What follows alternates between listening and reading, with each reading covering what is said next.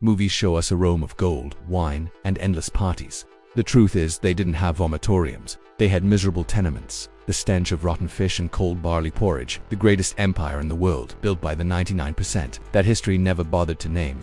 Let's start with the biggest lie Hollywood ever told. The Vomitorium. We have this image of decadent senators gorging themselves, leaving to be sick, and returning for more.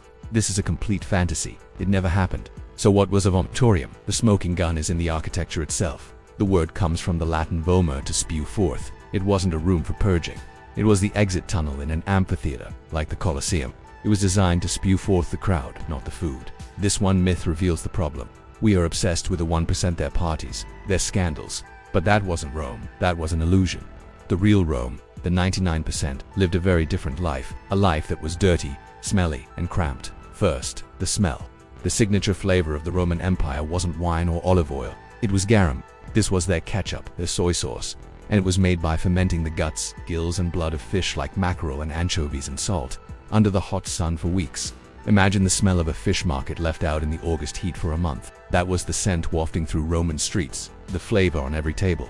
Now, the food, forget the feasts of roasted peacock and honey-glazed dormice. The daily meal for 99% of Romans, from the citizen in his tenement to the soldier on the march, was pulse. What is that? A thick, simple, bland porridge made by boiling crushed wheat or barley in water. It was gray, it was gritty, and it was the fuel that ran the entire empire. This was the reality of the Roman diet. The life of a Roman soldier wasn't much better. They weren't given fresh bread or hot meals prepared for them. The smoking gun evidence from military records shows they were given a ration of raw grain. Every soldier had to carry a handmill, a small, heavy stone grinder, and grind his own flour every single day, just to make his pulse or a piece of hardtack bread. Imagine marching 20 miles with a full pack, then having to mill your own grain by hand before you could even eat your bland porridge. That was the daily grind for the men who conquered the world. And where did they live?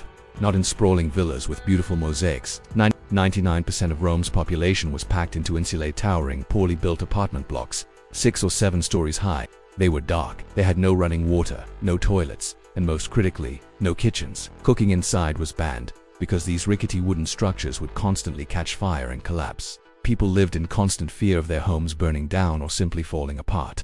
So if you can't cook at home, how do you eat?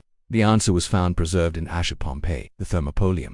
This was the Roman fast food counter. Think of it as the world's first takeout joint. People would prepare their bowl of plain pools at home, then walk down to the local Thermopolium to buy a scoop of hot stew or some lentils to pour on top, just to make their meal edible. This was the reality of dinner for the Roman working class. Even their entertainment was a myth. Movies show us bloody duels to the death, with emperors giving a thumbs down for slaughter. The truth: gladiators were expensive, highly trained assets like modern superstar athletes. Their owners invested a fortune in them.